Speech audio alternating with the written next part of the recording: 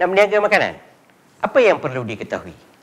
Salam sejahtera kepada semua rakyat Malaysia yang ingin memulakan perniagaan atau industri makanan. Ramai yang ingin melibatkan diri dalam perniagaan, terutamanya dalam bidang makanan, dan ini adalah kerana mereka sedar bahawa perniagaan atau industri makanan merupakan satu bidang yang sentiasa berkembang dan menguntungkan dalam apa jua situasi.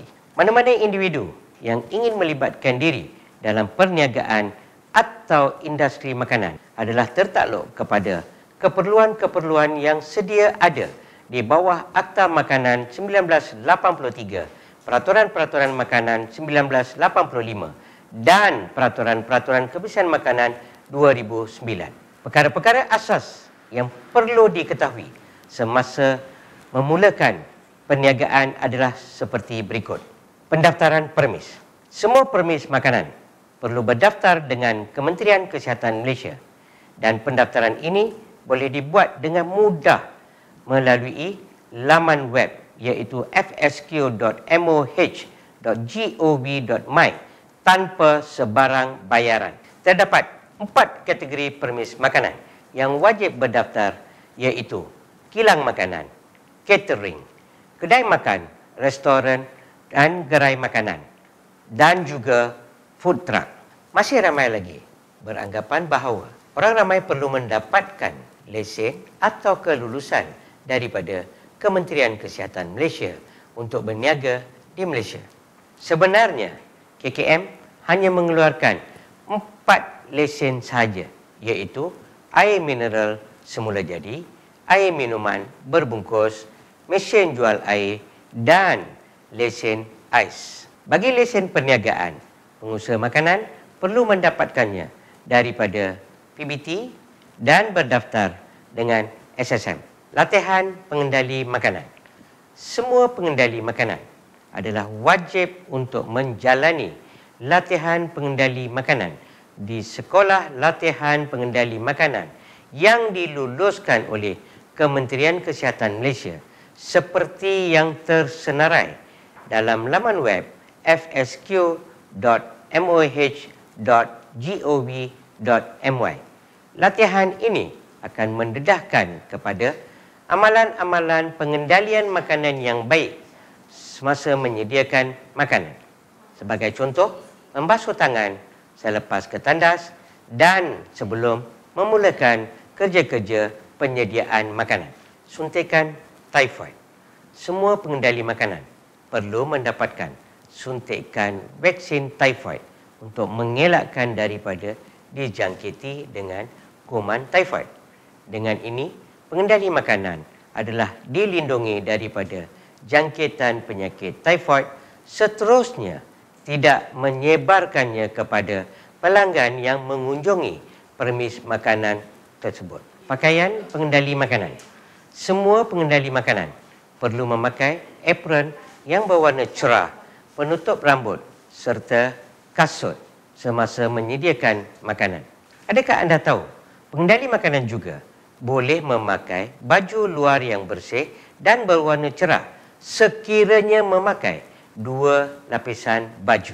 Apron dan pakaian luar yang cerah ini dapat memastikan pengendali makanan sentiasa menukarnya sekiranya kotor dan berdaki dan sekaligus dapat mengelakkan pencemaran silang yang boleh berlaku pada makanan yang dikendalikan. Kawalan makhluk perosak. Permis makanan mestilah sentiasa bersih dan bebas daripada makhluk perosak seperti lipas, lalat dan tikus, termasuk haiwan peliharaan seperti kucing, anjing ataupun burung, bagi mengelakkan pencemaran berlaku pada makanan yang disediakan atau dipamerkan untuk jualan.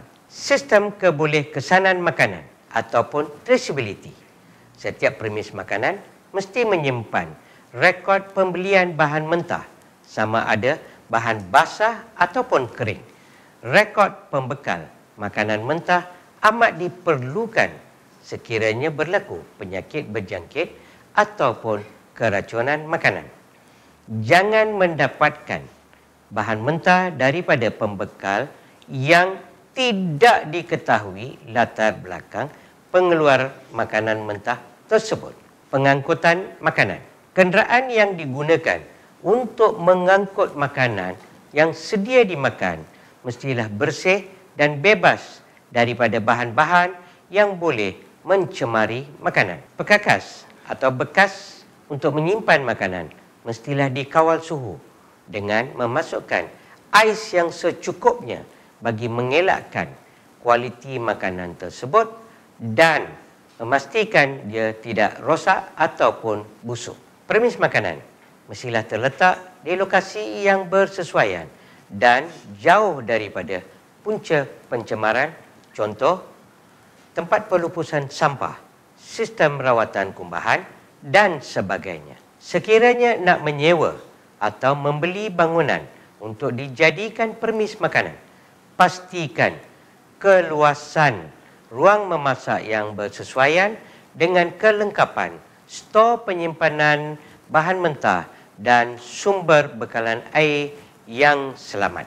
Semoga dengan pesanan ini, semua individu yang ingin melibatkan diri dalam perniagaan atau industri makanan dapat menyediakan makanan yang bersih dan selamat kepada orang ramai. Pematuhan kepada semua perkara-perkara ini anda dapat mengelakkan daripada dikompaun oleh pegawai berkuasa di bawah Akta Makanan 1983 atau didenda di mahkamah sehingga RM10,000 atau penjara tidak melebihi 2 tahun.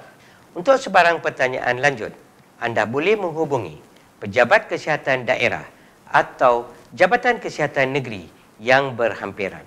Jangan lupa like dan share video ini. Sekian, terima kasih.